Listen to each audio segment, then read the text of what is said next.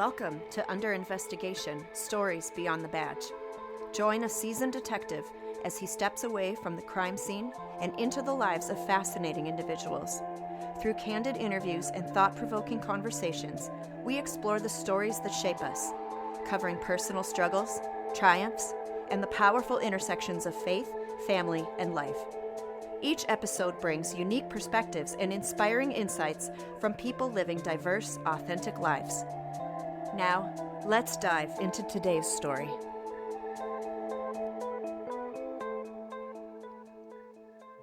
Well, hello, everybody. Welcome to another episode. I appreciate everyone joining me. It's pretty warm outside today, the day we're recording. We had a monsoon of a rainstorm last night. We got 4 inches of rain in about an hour and a half where I live. So a lot of flooding, a lot of interesting things going on around here. But I want to kind of jump right in here and just be respectful of everybody's time. Today, I have a special guest. Every guest is special to me as far as I'm concerned. So I hope you feel somewhat special, Emma. Hi, thank you. So today we have Emma. She is the daughter of a Minnesota State Trooper, and kind of continuing on with the theme that we had a couple weeks ago when I interviewed my daughter, Miranda. Emma has a unique perspective just through her eyes.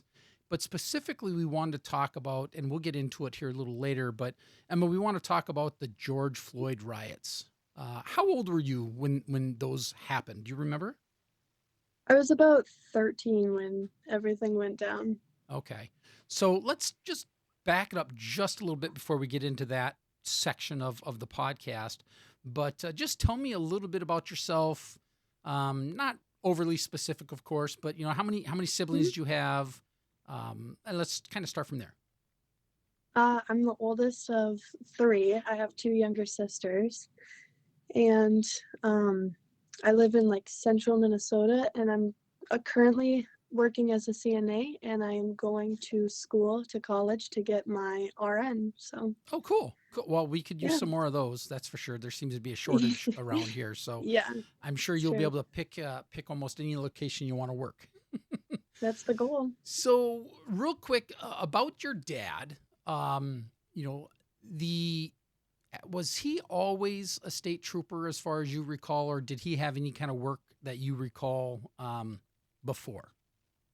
Everything that I can remember, he's always been a state trooper. All right. So dad's always been a cop. Yeah. There's a lot of jokes between local law enforcement and state troopers. I do not. I can't. I'm not going to talk about them right now because, I'm sure your dad's going to listen, and I don't want him haunting me and hunting me down. But yeah, there's a lot of jokes back and forth between state troopers and the local cops. Now, I will tell you, I will tell you the interesting thing that I've noticed is when I worked in rural Minnesota, the state troopers, they were literally like our partners. They came to all of our calls, domestics, theft reports, anything that we needed help on, state troopers were always there. And now with the innovation of MDCs and computers in the cars, working in the cities, I very, very rarely do I see a state trooper anymore, unless it's a fatal crash or something, and they're there to help us out. Right. So I will tell you, I was involved in a fight, a very, very long fight in the middle of nowhere, and the very first person to show up was a state trooper. So I do love my trooper friends. Really? I do just give them a lot of grief. So, but so what are some of the earliest memories that you have of your dad? Now, can I say he's a cop? Does he get offended if I say cop, or do you know? I don't think he gets offended if you call him a cop. Okay, I call him a cop. So. So when you tell your friends what your dad does, you just say he's a cop. Yeah. Wow. See, that's so much easier. Most of them don't understand the difference between state patrol and police officers, so I usually don't get into it. I just say he's a cop. That's what he does. It's my close friends know the difference, but it is much easier, isn't it? Yes. He's a cop. No, that's what my kids did the same thing. Or if I worked for a sheriff's office as well too, and everybody thinks you're the sheriff. I'm like, no, I'm not the sheriff. There's a sheriff. So interesting. So what was kind of back up a little bit as far as you can, and what was the earliest memory of your dad? Do you remember seeing him when you were young in uniform? Yeah, my earliest memories are because he's always worked night shifts. Mm-hmm. So I would come home from school and then he would leave. So my earliest memories are always like squad car in the driveway, saying, giving him a hug, saying goodbye before he left for work, and then hanging out with mom, seeing him for dinner in uniform. We'd eat dinner together, and then that was it for the like weeks he worked. Mm-hmm. And so he generally has he ever worked day shift that you can remember? He has started working day shifts more, but like most of my childhood, I only remember him working nights. He's picked up a few day shifts here and there, of course, but he's always been just straight nights as long Yeah. as I can remember. Yeah. Has he ever worked at the academy? He did last year. Did he He did did the he like it? academy. Yeah, it was okay. It was well, he was gone for like so much. He was just there were like that 3 months where he was just gone. So it was weird just not having Yeah. him around. Yeah. Yeah, absolutely. Absolutely. And he if I remember correctly, we were talking a little bit before we hit the record button, but he's also on the State Patrol SWAT team, isn't he? Correct. Yes. So I'm assuming, just because I'm familiar with it, that takes him away even more. Yes. I remember I have this one specific memory of we were in the middle of the lake jumping off the boat at my grandparents, and all of a sudden we all had to pack back onto the boat because he got called out, so we had to get on the boat and drive an hour home so he could load up and leave for a SWAT call. I laugh because I get it. I totally get Oh it. yeah. It's that happened to me more than once, and only I don't want to say only cops kids because that's not actually true, but people who are on call, right? I mean, only Yes. those kids can understand what it's like to be, literally get called out on Christmas or literally have to work on Christmas or, those kind of big Yes. holidays. So you and my daughter would probably have some good chuckles. Oh yeah, I'm sure. So, as long as you can remember, have you always understood like the importance of your dad's job? I mean, or has it just kind of been there? I don't think like now I understand the importance and everything, but for a while I don't think I really understood it. Like I always thought it was super cool. I knew he got to like chase down bad guys and arrest people. Like I always thought it was super cool, but I never really like processed or Yeah. registered like what he was doing. I think like middle school I was like I finally kind of like understood like what it all meant and what Hmm. he was doing and like what his job contributes to society. Yeah. Did that evolve? I mean, you said you kind of mentioned middle school a little bit, but I mean, because the reality, and I'm not trying to inflate anybody's ego here, but the reality is that his job is dangerous, and at Yes. some point you that light switch flicked for you, and when do you think that light switch would have flicked for you? I think I want to say it was George Floyd when it Hmm. clicked because it was all of a sudden he was gone for like 2 weeks, and then I started hearing about what was happening, and I was like, oh, dad's in the middle of all of that. Wow, that's terrifying. Yeah, yeah, absolutely, absolutely. The Mhm. again, before we dive into the George Floyd stuff, um, Right. I'm really interested in you know growing up, like your home life. Um, when dad's gone, for some of these longer, I'll call them deployments for lack of better terms, or he's training, or, I mean, do you guys just kind of, is mom pretty good at just keeping all the girls together and just moving on with life and keeping, everything going? Yeah, we've figured it out. I mean, it's always kind of a struggle to figure it out when he's gone, but since I got my driver's license, it's been a lot easier. There's two of us running around with our heads cut off. So, That's a really good point, actually. that yeah. that probably, backing up, that helped us too, because obviously, my daughter, we got two kids, and yeah, she Mhm. certainly did a lot of running around. But isn't it? It's Yeah. kind of cool when you're first 16, though, right? And you're driving, and Oh yeah. yeah, you're like, yeah, sure, I'll go to the store for milk. Yep. Yep. And then it's every errand you're suddenly running, and it's like, wow, not exciting anymore. Right. Yeah. Now it's more like, I don't want to go. Yeah, exactly. So did you ever feel like different as a kid, when, as you're realizing, dad's working, major holidays or, not coming home on time, missing events, family time. I mean, was there ever a time that you just kind of felt different than all the other kids? There were definitely moments, like I can definitely say in middle school and high school when he would have to miss some of my practices or some of my meets, some of my like exciting accomplishments Mm, he had to miss because of work or because of call outs. So I think that was always, I struggled with that because everyone else's parents were, they had a 9 to 5, and so hmm. their parents were always there. And it was kind of, it was always hit or miss if my dad was going to be there. So Yeah. Yeah, I absolutely. think that was, otherwise, I mean, I thought it was, I've lived it my whole life, so I thought it was always normal. It was just I would say it was just the meets that were always kind of a bummer when you'd have to Yeah. miss. Yeah, it's interesting you say that you say that it was just normal because my daughter said the Yeah, exact same thing. She's like, "Oh, it's just right, normal." I'm like, "But it's not." But right. but It's not normal for other people, but for me, growing up, I've only ever known my dad as a cop. I've only ever known this wonky schedule, so the wonky Mhm. schedule is just normal to me. Yeah.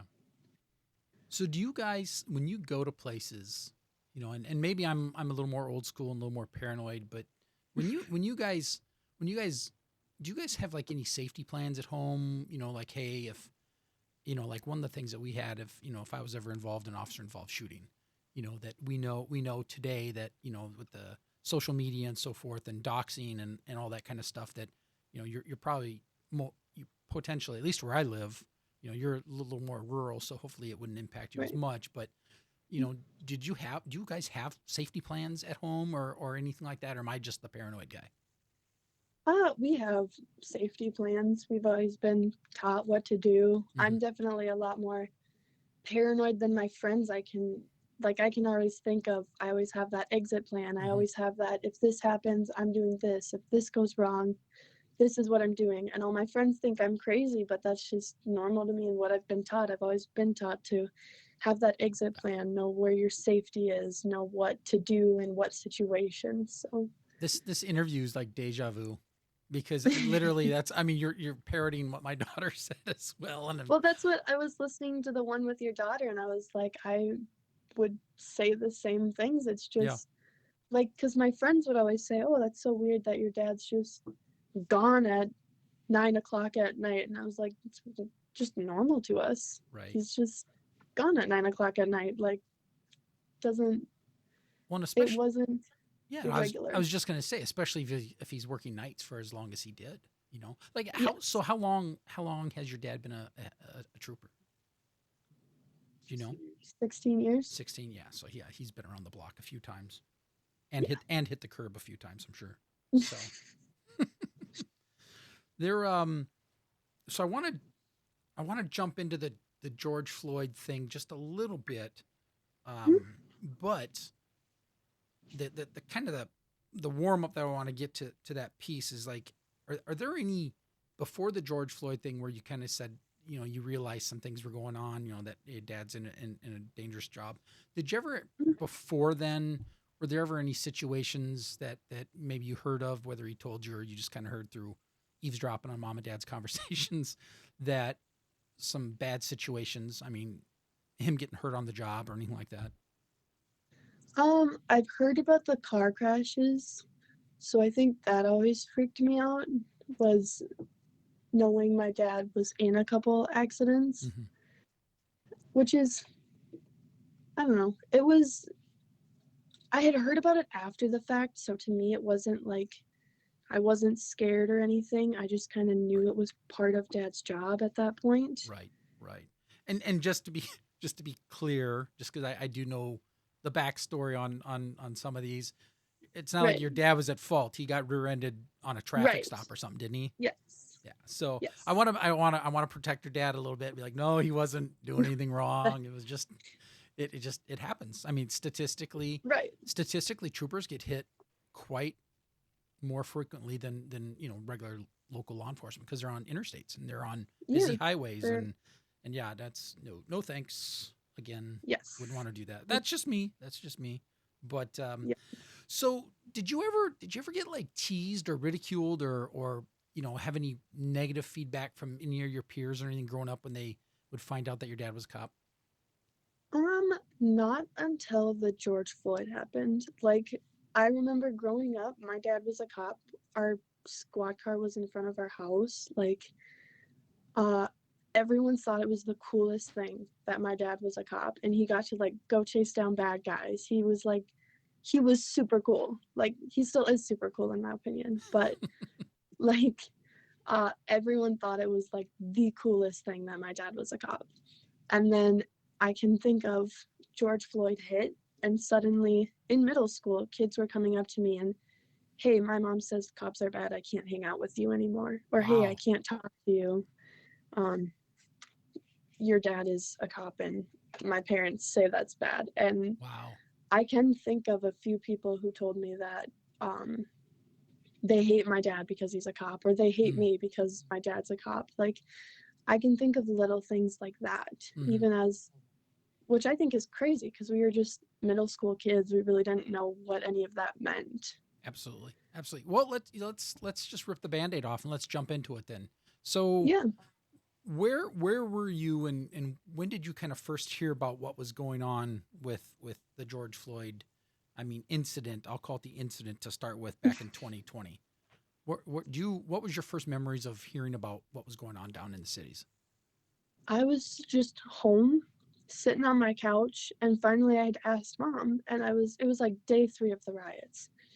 And I was like, "Oh, dad's been gone like a lot more than usual and we didn't know about this. What's going on?" And obviously my mom didn't want to freak me out, so she was like, "Oh, there's just some, bad stuff happening in Minneapolis. So he's just got to go help people with that." And then, me being the nosy little 13-year-old I went down to my basement and Googled on my iPad of what was happening Of in course you Minneapolis at did. the time. Yep. So then I like freaked myself out and I was like, oh my gosh, buildings are on fire and my dad's in the middle of that. Yeah. That's terrifying. So, just to kind of remind myself and our listeners, about how old were you roughly when this was going on, when this was starting?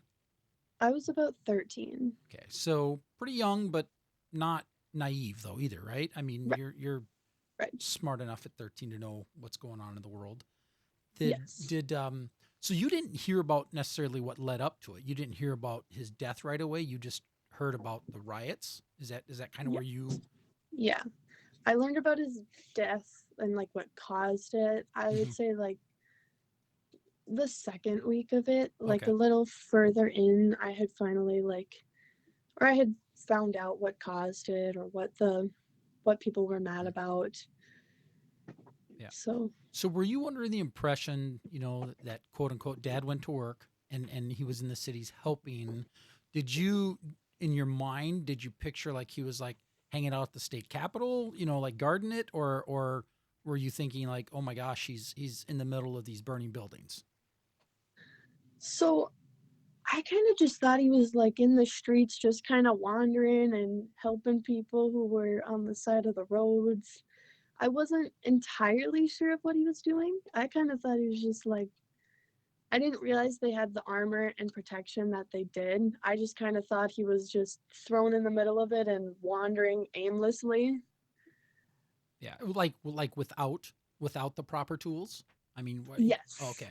So of Because I course, didn't really understand all the like I didn't understand they leave their squad cars and they all get into this like armored vehicle because Dad never really talked about much of the right? calls with us. So I didn't know that he got into this big armor and they marched with like, or not necessarily marched, but they had like shields to protect themselves. Mm-hmm. Mm-hmm. So I definitely thought it was a lot scarier than it probably was for them. And you had mentioned earlier, that when this happened, that, you know, some of your friends started treating you different and, you know, hey, I can't hang out with you. Um, Hmm. I mean, how did that, you know, as you said that, because my, you know, my kids are older, so we didn't Right. experience any of that in my family. I mean, my kids were, you know, off and doing their own thing and, you know, they just Hmm. weren't involved in that. So it's Right. really interesting to me that a 13-year-old kid, and no offense, but 13-year-old kid Hmm. is being told, I can't hang out with you because your dad, I mean, your dad's a cop. I mean, that just seems so ridiculous. I definitely didn't really understand why or what my dad being a cop had to do with any of it. Mhm. It did take a little bit for me to like, okay, not everybody understands fully what's happening. Like I think it was just difficult for me in the beginning to like, oh, certain people like won't talk to me now. And I had some friends whose parents were cops who were experiencing the same thing. Hmm. So I had comfort in um knowing I had friends who I could talk to about it and who understood the same thing. But it was definitely, it took some time to like, it's not my fault that these people don't like me anymore. Right. It's literally just they're doing what their parents say. Because of course, if my dad said I couldn't hang out with someone as a 13-year-old, I would be like, okay, my dad said I can't hang out with you, which means I Right. can't hang out with you anymore. Right. So It just, you know, for me to hear that, it just kind of shows the sad sense of society right now, that yeah. we're literally that naive or that, I don't know. I whatever. I'll keep my words to myself at this point. But it's interesting though that you had the maturity enough to find other, you know, other kids your age that their parents were law enforcement officers and kind of hung out with them. You know, is am I Yeah. understanding that correctly? You were able to at least have conversations or like what the heck's going on here kind of thing. Yes. Hmm. I don't know if I And would I have. don't Oh, go ahead, like, please. none of us really understood what it was, but we all just kind of, we knew enough that it was scary, and like some people we weren't going to talk to anymore. But we had, I don't know, we had the few of us that we all knew what was happening. We all knew that it's scary, and we're all just kind of going through the same thing together, and we're going to be there, and we were there to help each other out. So were you, when you were in school at that time, I mean, are you, and I'm trying to just kind of picture the school size here. I mean, are you in a small town, a big town? I mean, does everybody know Emma's dad's a cop, or is it like your circle of friends knew, or I mean, kind of paint that picture Um, for me. it was a small town. Not everybody knew, but quite a few people knew because, again, I thought my dad was, or I thought my dad's job was the coolest job in the world. So anyone that would listen, I would tell them that my dad's a cop and he gets to chase down bad guys. That's So great. Now, see, that's a great part. That's the great part. You know, and now what, you know, now you're like, "Yeah, I don't my dad, I don't know what he does." yeah, sometimes when people ask me what my parents do, I'm just like, oh, my dad, he works for the government, or he works for the city, or he helps people, or Yeah. some vague like that. Because I don't, in today's world, you don't know how people are going to react to that. So It truly is different, and I don't know what kind of conversations you have with your dad, but I'll tell you, most cops are very protective of who they tell anymore. yes. You know, I do the same thing, you know, or if I'm feeling really sassy, I'll tell them you know, I'm a garbage man, you know, if I'm feeling really, you know, mean. But normally I'll just, and I don't even say I work for the government because then they're like, oh, what do you do? You know, so I'm like, Mm, well, I work for the city. You know, I won't get real specific, but no, yeah. that's really interesting. Did you have a lot of that, or was it just like one or two? I mean, I'm trying to figure out how many people are really that mean, or maybe immature. It was only a few. I Okay. can only think of like a handful of people that were all of a sudden like not talking to me anymore. Hmm. Did that ever change in over time, or did those relationships just kind of fizzle?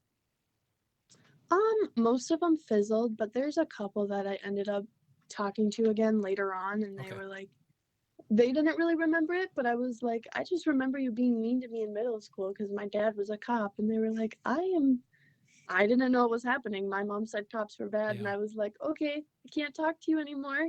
Right. Which we were all like, we were kids at the time. So obviously we just do what our parents tell us. So I didn't fault that on them. I had mentioned it and brought it up to someone a while ago. Yeah. And they were like, yeah, I kind of forgot about that, but I'm really sorry. No hard feelings. So when your So, dad first got, so I'm assuming he got, and correct me if I'm wrong, or maybe you don't know either, but was your dad called in for the riots because of his role on the SWAT team, or was it like an all call for all the troopers to come in? so at first, he was called out because he was on the SWAT team. Mm-hmm. Eventually, as the riots progressed, the entire patrol got called out, but Okay. he was one of the first there because he was on the SWAT Yep. team. Absolutely. Absolutely. And to your understanding, you know, did you know? I mean, you said your mom was fairly protective, hush hush, but Mhm. did you know much about actually what he was doing, or just that he was? It sounds like earlier you'd mentioned that maybe he was just there and you didn't really understand due to the age. What was that Mhm. like? It was scary. It kind of felt like I was kept in the dark from what my mom and my grandparents knew. It kind of just, I felt like was I wasn't necessarily sure how to ask my mom or what to say or what she was going to tell me.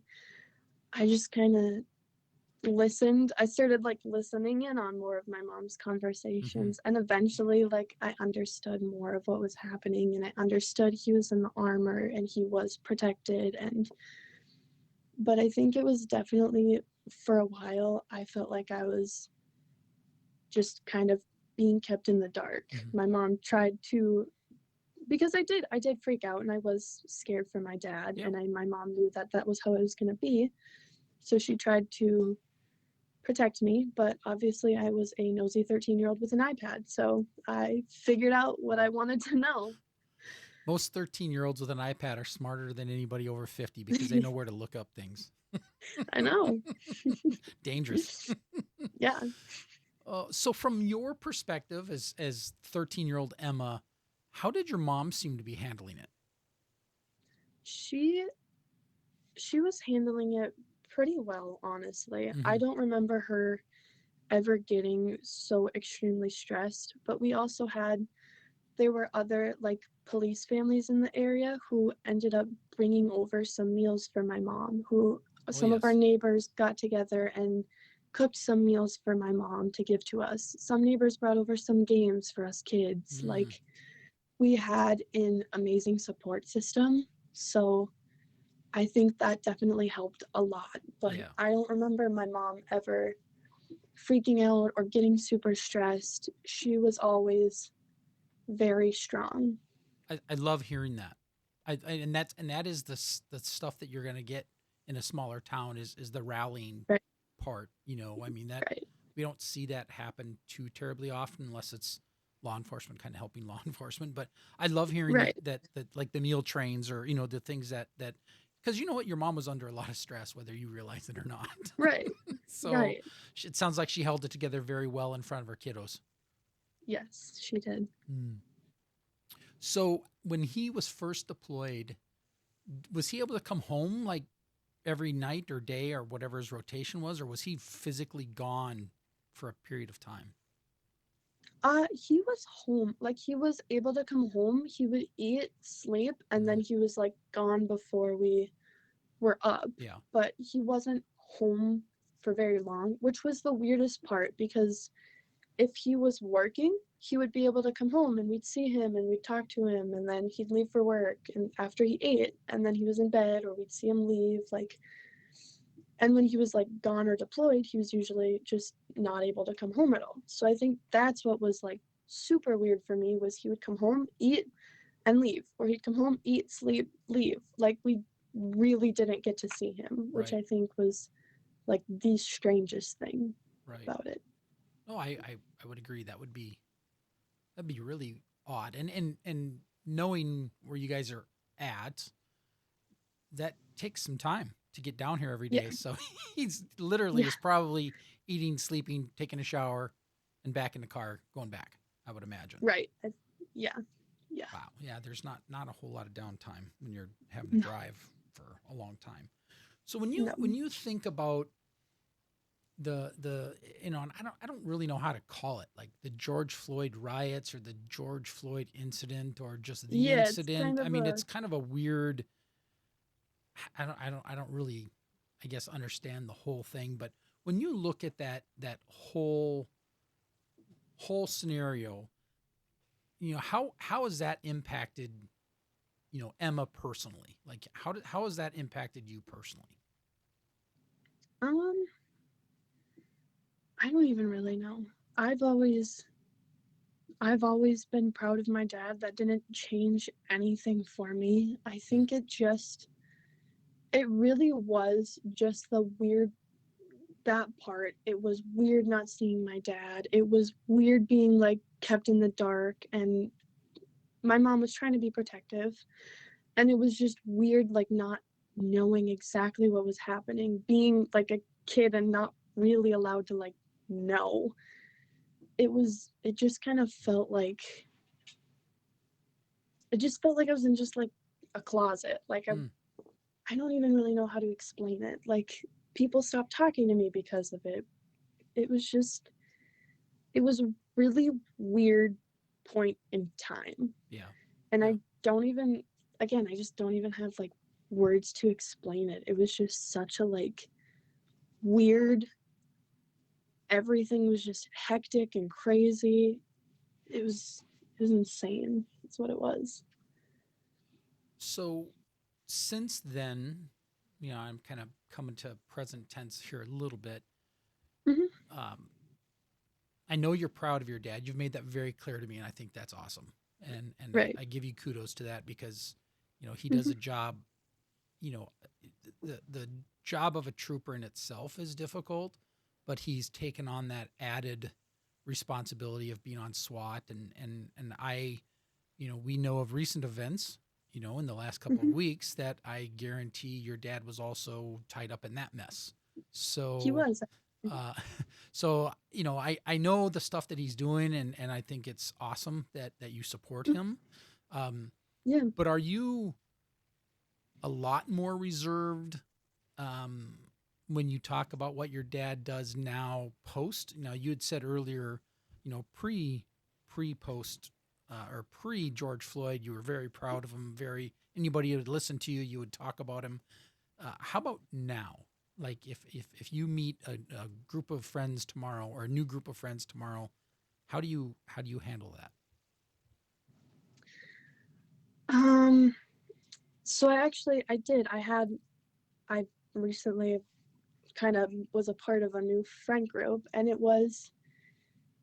I kind of just tested the waters. Like Mm, a few of them had come over, and so obviously they saw the squad car and they were like, "Oh, your dad's a cop." And I said, "Yeah, he's a cop."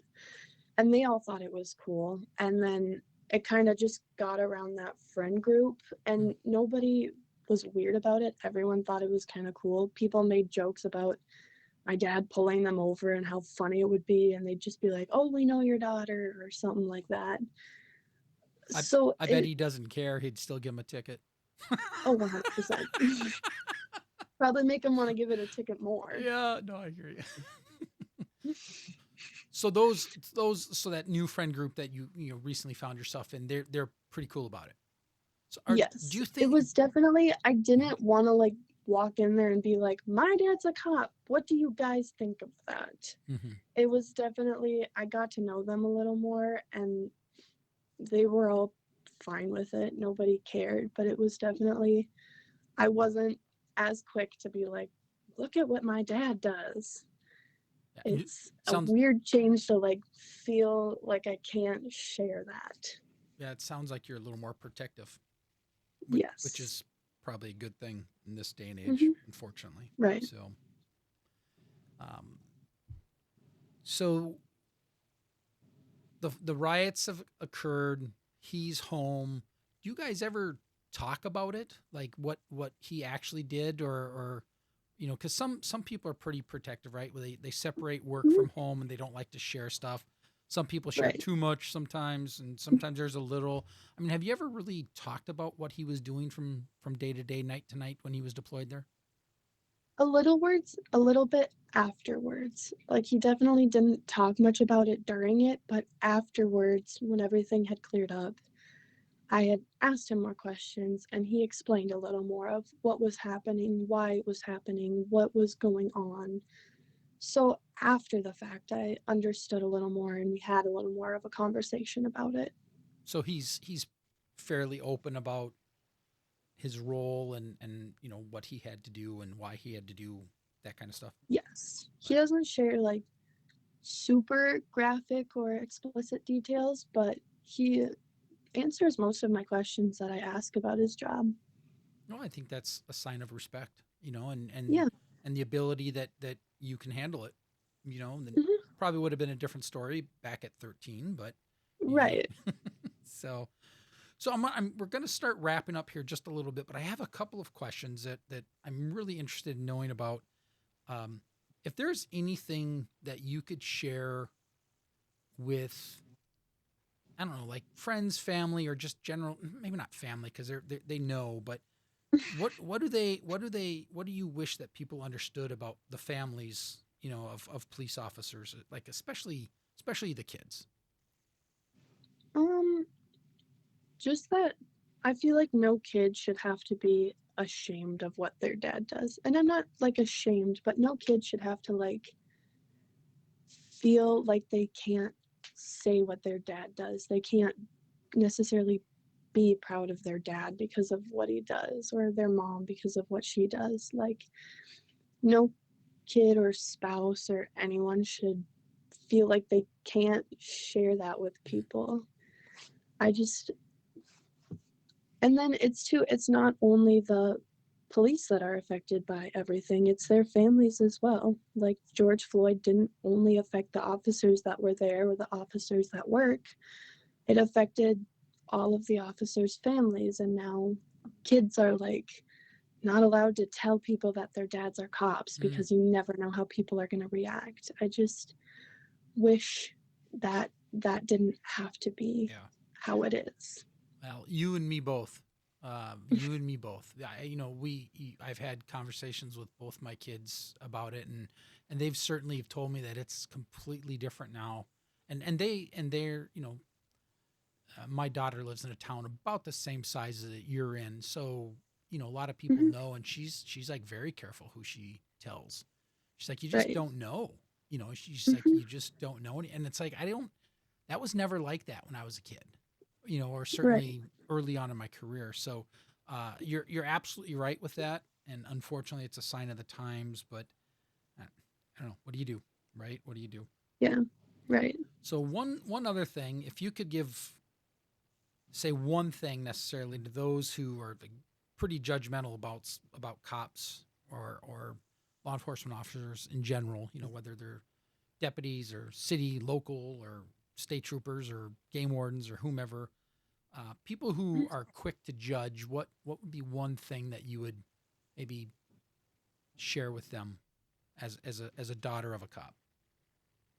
Just to show respect, even if you don't necessarily like what they do, there's going to be there's bad people in every profession. You can't all of a sudden hate every single police officer because a couple were bad. Just like with nursing, you can't hate every nurse you see because one or two weren't they didn't have the right intentions. You never know what's happening. Like it's I don't I don't even really know. No, I You just can't judge people right away. You never know. I think you hit the nail right on the head. To be honest with you, and you're right though. It does go, and that's that. Those are good words to share, not only with law enforcement officers. I mean, it's just with people in general. Mhm. The one thing that I've always shared with people, and it's probably not a great analogy, but I always say, look, there's bad people in every single profession. I'm like, Right. there's bad priests, there's bad judges, there's bad doctors, and it's such a small portion of them that are, but unfortunately, Right. law enforcement is a very, very high profile position. So every time there is, a mistake that's made, if there's a mistake that's made, or just something that somebody does that somebody else doesn't like, it's on the news. Right. So, you know what? It's been awesome talking to you, and I have one final question before we wrap up. And if your dad wasn't listening to this podcast, or maybe he'll listen to this podcast later down the road, what's one thing you'd want to share with him that you'd want him to know? Just that even though sometimes we don't always get along and we butt heads a lot, that I'm still always proud of what he does and proud of him, and I couldn't have asked for a better father. That's awesome. Yeah. That's awesome. Is he a good dad? He is. I gave you your opportunity to take a shot at him, and you didn't do it. That's fantastic. I know. That's fantastic. I know. I'm a bratty teenager, and I don't like all his rules sometimes, but he really is a good dad. Oh, that's fantastic. Well, I've known your dad for a very long time, and I'm proud of him too, to be honest with you. And it's neat to see, for as long as I've known him, to see what he's doing now. It's pretty neat. So he's not my kid by any means, but I've known him for a long time, and he's a good guy. So, Emma, I appreciate you coming on the show. I hope your insight makes an impact on some people, whether it's judging what cops do or realizing that big incidents affect the kids as well.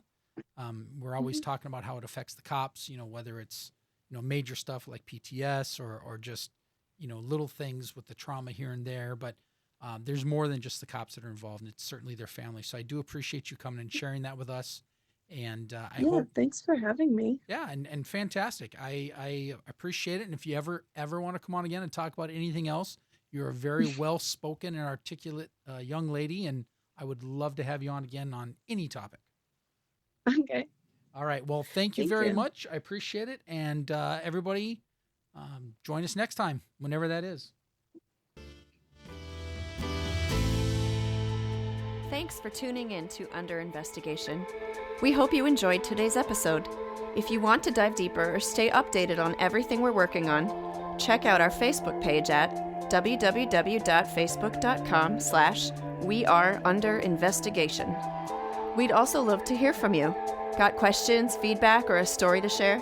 You can text or call us at 763-634-1210. Your input helps shape the show, so don't be shy. Until next time, stay curious, stay questioning, and keep investigating.